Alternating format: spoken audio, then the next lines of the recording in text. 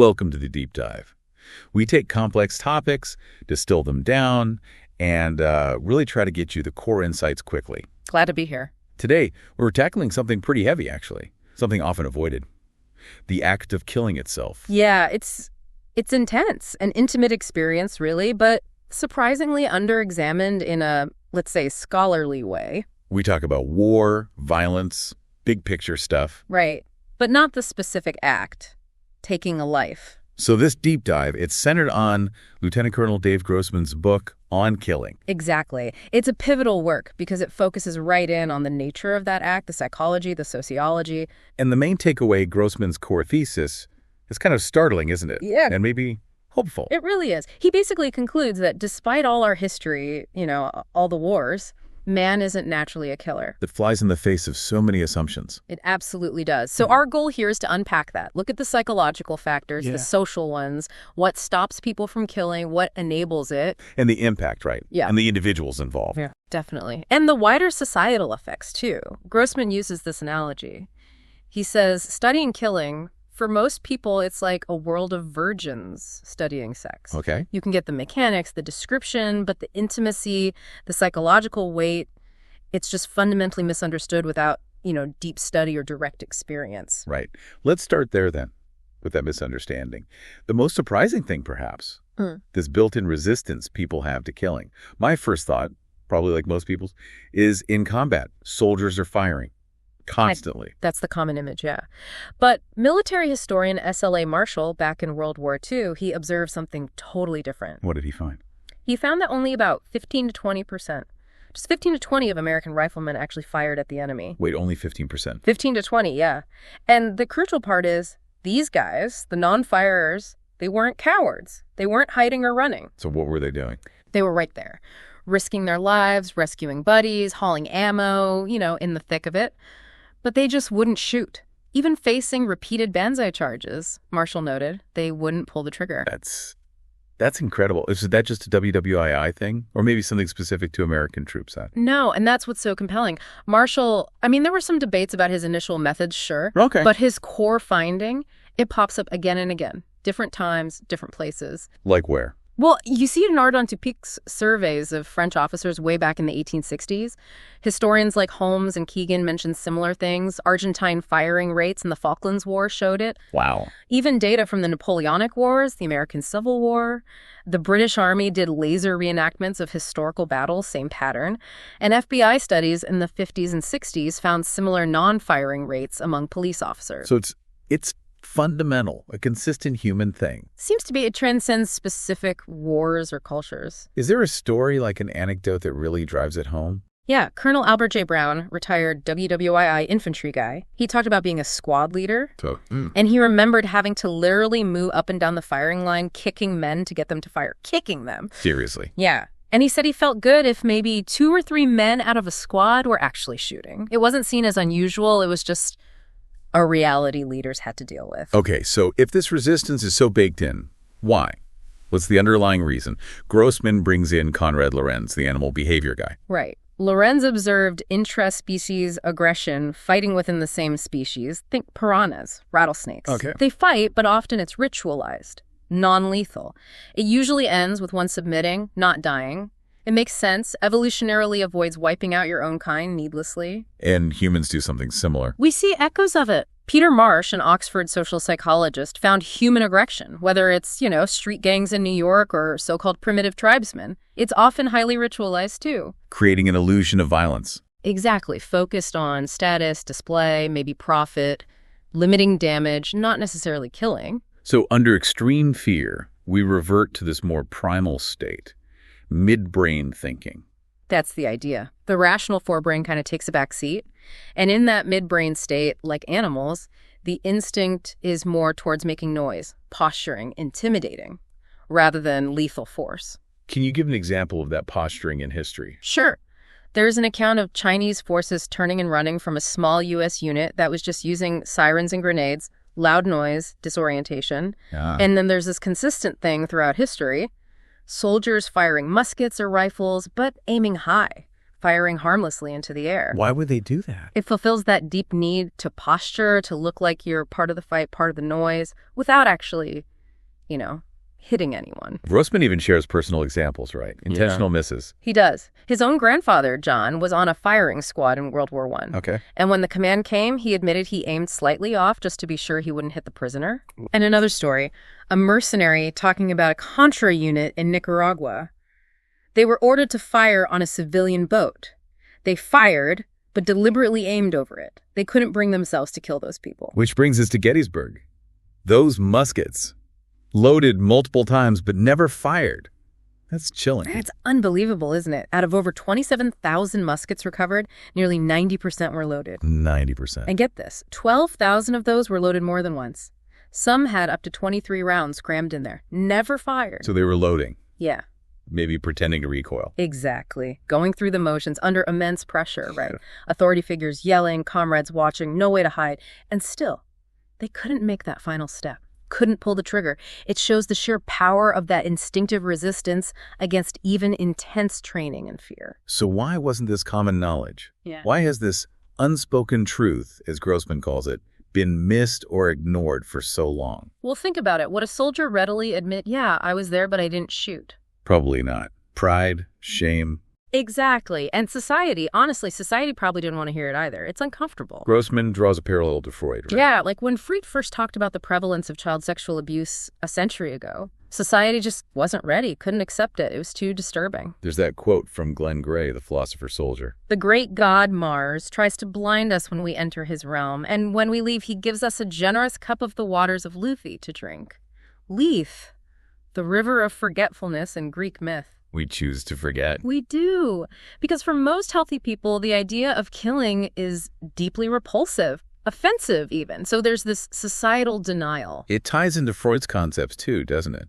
Eros and Thanatos, life instinct versus death instinct. Right. The soldier is caught in this incredible bind. Society, authority, maybe their rational mind says killing is okay, it's necessary right now. But something deeper, this powerful mix of instinct, reason, culture, heredity, it holds them back. And that resistance, Grossman argues, is actually a source of hope. It is. It shows something fundamentally protective within us. Okay, so if killing is so difficult, if there's this resistance, what about combat trauma? PTSD. The common idea is it's mainly fear of dying or getting hurt. That's the standard narrative, yeah. Fear of death, fear of injury. But Grossman really challenges that as the primary driver. He argues it's oversimplified. What's the evidence against it? He points to studies, again from WWI and WWII. Look at civilian bombing victims, London Blitz, German cities, or even POWs under artillery fire. They were certainly in danger, exposed to horrific things. Absolutely. Death, destruction all around. But statistically, they didn't suffer the same rates of psychological breakdown as combat soldiers. Why not? What was different? A few key things. Distance, maybe, for some bombing victims. But the crucial difference for all these groups, they weren't expected to kill anyone themselves. And they weren't being directly, personally targeted in that face-to-face, someone is trying to kill me right now kind of way. Grossman suggests they didn't take it personally to the same degree, which seems to buffer the psychological impact. That's a really interesting distinction, the expectation to kill. Are there other examples?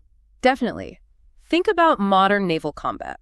Sailors face incredible danger. Ships can sink in minutes. Right. But generally, they don't suffer psychiatric casualties at the same rate as ground troops. Why? Because they're mostly killing ships, planes, targets at a distance. It creates a sort of psychological buffer, allows them to pretend they are not killing human beings, as Grossman puts it. Like Desert Storm pilots seeing blips on a radar. Exactly. They reported very few psychological issues related to their kills. Or consider special forces patrols behind enemy lines. Hugely dangerous missions. You'd expect high stress. And there is stress, but often fewer psychiatric casualties than regular infantry units. Part of that is maybe selection. The 2% natural soldiers Grossman talks about might gravitate there. But also meticulous planning, rehearsal. It's a form of conditioning. And crucially, their job isn't typically holding ground under sustained attack. Okay, and medics. And medics are a powerful example. They are right there, under fire, seeing the absolute worst of it. but their casualty rates, psychologically. Significantly lower, because their entire purpose is different. They operate from kindness and arrows, the life instinct trying to save people, not from thanatos and anger, the death instinct and the drive to kill. It really highlights the unique burden of being the one expected to cause death. So boiling it down, if it's not just fear of dying, what are the main stressors causing combat trauma? Grossman concludes it's really a double whammy. Number one, being expected to kill. And number two, having to look your potential killers in the eye, that close personal threat. He calls it the wind of hate. Beyond the act of killing itself, what else wears soldiers down? Just sheer exhaustion, physical and mental. It's profound. Combat isn't just short bursts of action. It's often prolonged deprivation. Lack of sleep, lack of food, exposure to elements. It can lead to total collapse. Grossman had a personal story about that, didn't he? Ranger school. Yeah, it's vivid. He talks about being so deprived, 5 days, no food, hardly any sleep, that he actually swallowed live frogs just to get something in his system. It shows the extremes people reach. That's intense. And there's a physical reaction, too, after the danger passes. Physiological backlash. Right. Your body's been flooded with adrenaline, hyper alert. When the immediate danger is over, the parasympathetic system kicks in hard. Crash. Extreme weariness, overwhelming need for sleep. Napoleon knew about this. Apparently. He supposedly said the moment of greatest danger is right after victory. Your troops are spent. This constant cycle adrenaline surge, then crash, combined with all the other deprivations, it just grinds people down, makes them desperate for escape. Okay, let's shift to the emotional toll. The mud of guilt and horror. Hollywood shows killing as, maybe a quick grimace, then move on.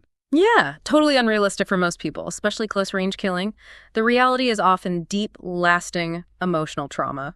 Can you share some of those veteran accounts? They're powerful. They really are. There's a German WWII vet haunted decades later by burning peasant huts. He said, "It didn't hit me all that much then, but when I think of it now, I slaughtered those people. I murdered them. The weight of it hit him later." A U.S. Special Forces officer in Vietnam crying after he had to kill a kid, maybe 12, 14 years old. An Israeli soldier in the Six-Day War vomiting after a kill. Another Israeli vet from the Lebanon conflict crying because he killed a family in a car, felt he couldn't take the chance, but was devastated by it. And that WWII sergeant, Paul. Yeah, from the 101st Airborne. Decades after the war, talking about one specific kill, he just couldn't finish his sentence. Stopped by sobs, said, "It still hurts after all these years." That's the real weight. So if the personal cost is potentially that high, what makes soldiers fight? We assume it's patriotism, ideology, hate. Those can play a role, sure. But study after study shows the primary drivers are much more immediate, more personal. Like what? Loyalty to their buddies, not letting their comrades down, respect for their leaders, concern for their own reputation within the group, the success of the unit, the bonds formed in combat. They're incredibly powerful. Grossman quotes someone saying they're stronger than the bonds most men have with their wives. And that leads to this paradox for leaders, doesn't it? The leader's guilt. Yeah, it's a terrible bind. You have to love your soldiers, care for them deeply, build that cohesion. But your job also requires you to order them into situations where they will likely die. How do leaders cope with that? Often through denial, repression. It creates these deep wells of guilt that might never be addressed. Think of General Patton's nickname, Old Blood and Guts. He apparently said it meant our blood and his guts. The leader's will, their willingness to spend lives is crucial. But living with that, it takes an immense toll, often hidden. Okay, so given this natural resistance and the heavy costs, how do militaries get soldiers to overcome it? What enables killing? Grossman identifies several key factors. The first one is simply the demands of authority. Like the Milgram experiments, the electric shocks. Exactly. Astonishing, right? Over 65% of ordinary people administered what they thought were lethal shocks just because a guy in a lab coat told them to. Authority is incredibly powerful. And that applies directly to combat. It does. A 1973 study asked combat veterans what was the most critical factor in their decision to shoot. Was it being shot at? No, it was being told to fire. Wow. Legitimate authority, especially authority sanctioned by society like military leadership, can make people do things that go against their own deep-seated inhibitions. Historically. Look at the Roman legions. A big part of their success wasn't just better swords or shields. It was their leadership structure. Centurions, officers. Their main job often wasn't fighting at the very front, but standing behind the lines, ensuring their men fought. demanding they kill. And we talked about the leader's personal cost for giving those orders. Yeah, it's that blood and guts paradox again. Vital for success, devastating to live with, a heavy burden. Okay, second factor, group absolution. How does the group help enable killing? We touched on the power of group cohesion, fighting for your buddies, but the group also provides a diffusion of responsibility. Like anonymity in a mob. Exactly. People in a crowd, feeling anonymous, might do things like in a riot or a lynching they'd never do alone. In combat, the shared action, the shared danger, it diffuses the individual guilt, makes it easier psychologically. And crew serve weapons play into this. Historically, yes. Chariots, phalanxes, cannon crews, machine gun teams, these dominated battlefields for centuries, partly because the responsibility for killing was spread across multiple people. It wasn't just one person pulling the trigger. Audie Murphy, though. He acted alone. He did, took on a whole German company single-handedly. But his motivation, he said, they were killing my friends. It came back to that powerful group bond, driving him to extreme action for the group. Okay, third factor, emotional distance, making the victim seem further away. Right. The further removed you feel from the person you might harm emotionally or physically, the easier it becomes to be aggressive towards them. And there are different kinds of distance, aren't there? Yeah. Grossman breaks it down. First is identification and dehumanization. It's harder to hurt someone you identify with. Think about kidnapped victims. If they're hooded, their risk goes up because the kidnapper doesn't see them as a person. So military propaganda tries to hood the enemy. Essentially, yes. Using derogatory terms, gooks, krauts, nips, whatever, denies their humanity, makes them other. The Vietnam body count turned killing into an abstract number, like stepping on ants. And cultural distance. This is using perceived cultural differences to justify violence, like European empires seeing colonized people as inferior forms of life. But as Grossman points out, it's a double-edged sword.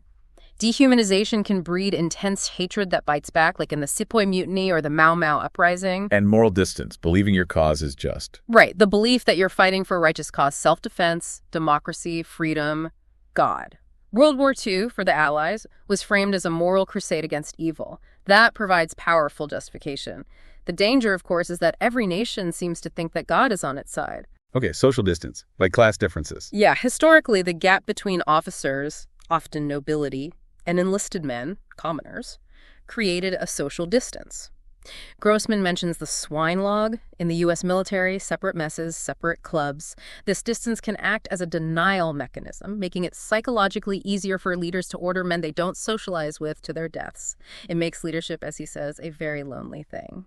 And finally, technological distance. This feels very modern. Nintendo warfare. It is. Night vision, thermal sights. They turn the enemy into, inhuman green blobs or heat signatures on a screen. It's not a person anymore. It's a target graphic. An Israeli tank gunner described it just like that, something on a TV screen. This mechanical distance makes it much easier to pull the trigger, to deny the humanity of who you're killing. Which leads to the nature of the victim or target attractiveness? Who's easier to shoot? Generally, a fleeing enemy or someone with their back turned. It seems less like a direct confrontation, offers less personal danger. Steve Benko's story of sneaking up on a Viet Cong soldier illustrates this. The target was unaware. Target selection matters too. Yes. Soldiers naturally prioritize threats, someone manning a machine gun, for example. And appearance plays a role. Remember Brigadier Peter Young in WWII? He felt nothing shooting a helmeted German like banging a nail, but couldn't shoot a bareheaded one. The helmet dehumanized the target. And the most difficult targets. That's traumatic. Universally, it seems to be children. Grossman describes how the Viet Cong deliberately used children, trained them to throw grenades or carry explosives. Why? Because they knew forcing American soldiers to shoot children would inflict maximum psychological damage. Shame, guilt, soldiers calling themselves war criminals. It was a brutally effective tactic to break morale.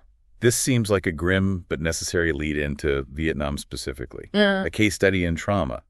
You mentioned after WWII, the military wanted to fix that 15-20% firing rate. They did. And they turned to behavioral science, specifically operant conditioning. Think B.F. Skinner and his rats. How did they apply that to rifle training? They redesigned firing ranges. Instead of bullseye targets, they used realistic, man-shaped targets that popped up unexpectedly. Okay. When a soldier hit the target, it felt immediate positive feedback. Then rewards, praise, marksmanship badges, maybe a 3-day pass. It creates an automatic conditioned response. shoot the shape when it appears. And did it work? Did firing rates go up in Vietnam? Dramatically, up to 90–95%. It was incredibly effective conditioning. Veterans described feeling programmed to kill, seeing it as just a necessary reflex for survival. Is there evidence beyond Vietnam? Oh, yeah. Compare the highly trained British forces against the less conditioned Argentines in the Falklands. Look at the kill ratios Rhodesian security forces achieved against insurgents 8.1, sometimes 50.1, or U.S. Rangers in Somalia 18 kills for every Ranger casualty, even without heavy weapons. The conditioning works. But there's a crucial safety element built in, too. Yes, very important. The conditioning also emphasizes control. Fire only when ordered. Fire only in your designated lane.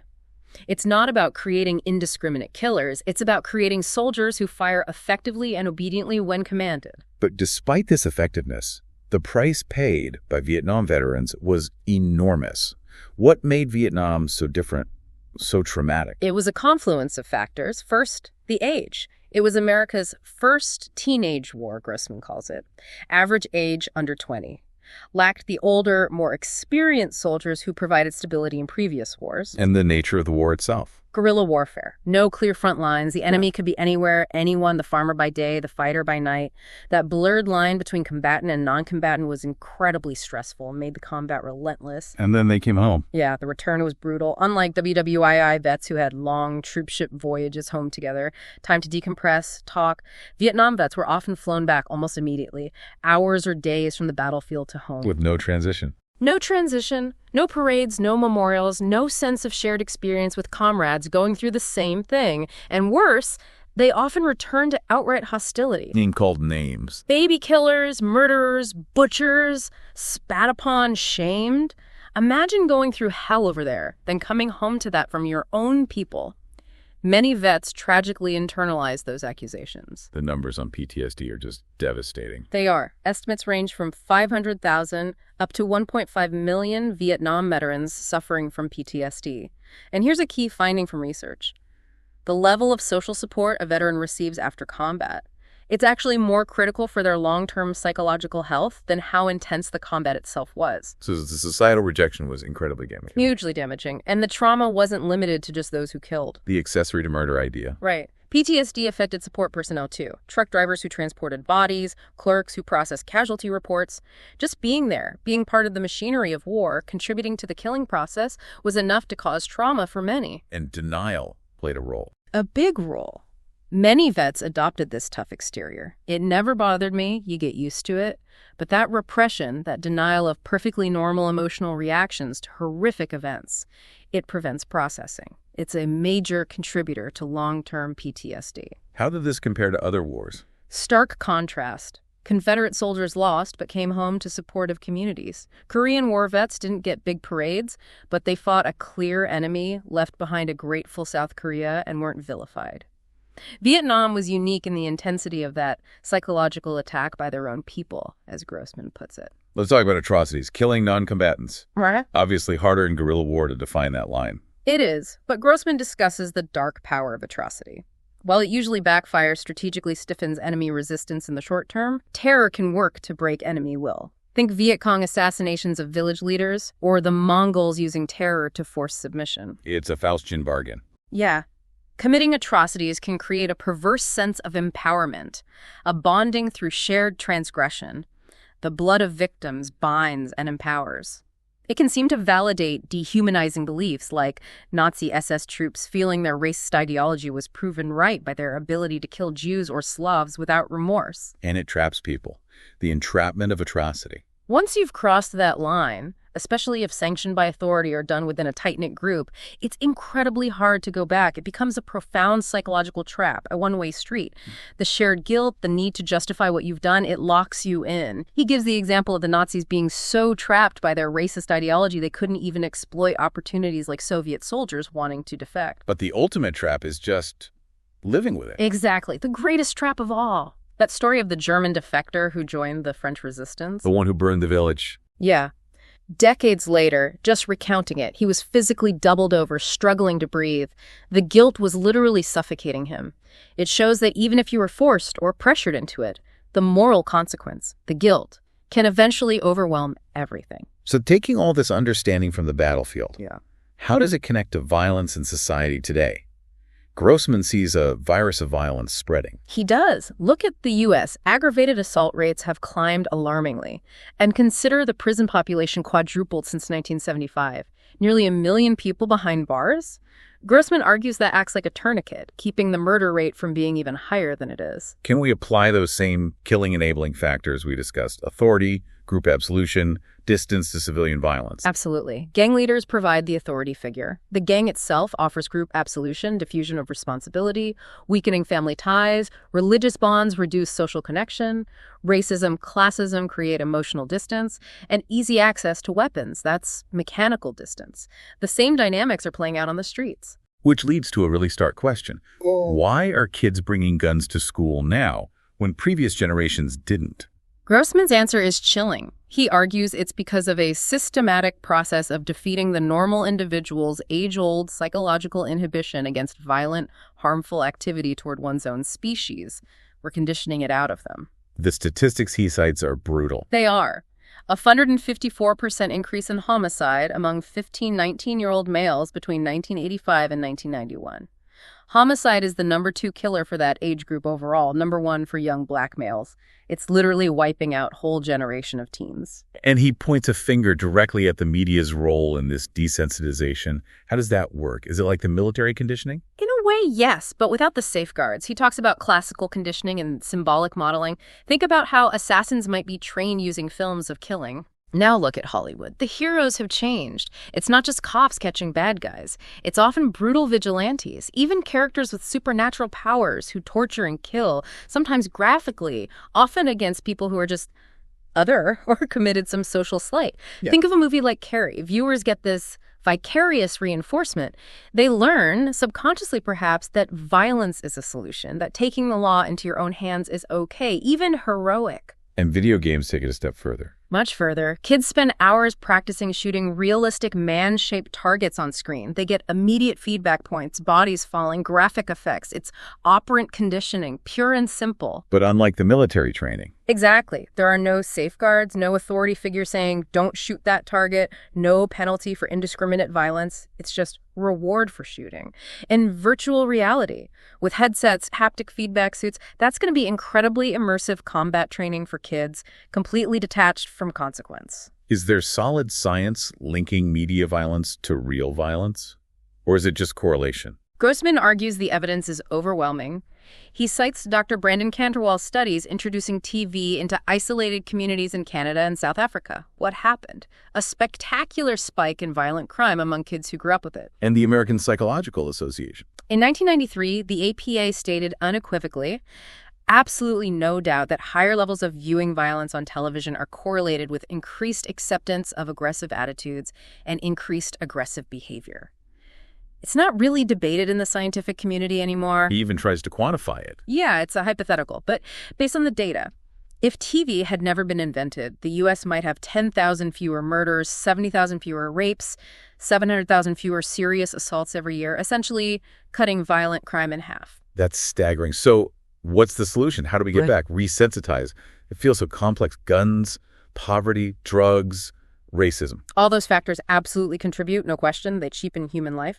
But Grossman's point is that the new element, the accelerant poured on the fire in recent decades, is this constant media desensitization, this training, essentially, in killing enabling. Is there hope for change? He believes so. He thinks a deglamorization, a societal condemnation of media violence is inevitable, just like happened eventually with smoking or drunk driving. It becomes a matter of self-defense for society.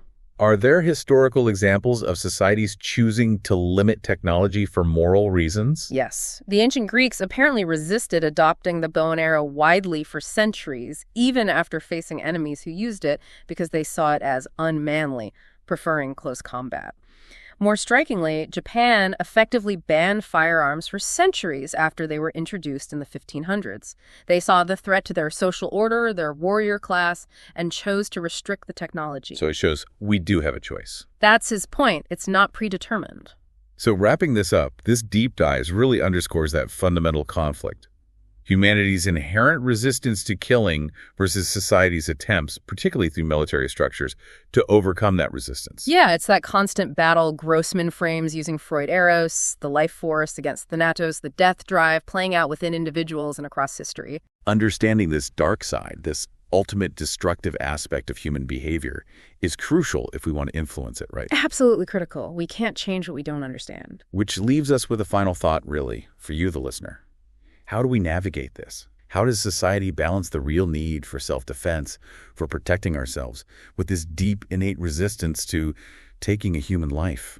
And maybe even more urgently, how do we stop this virus of violence, potentially fueled by modern conditioning and media, from consuming our own culture from within? Getting a handle on that, understanding these dynamics, it feels essential, crucial for our future, really.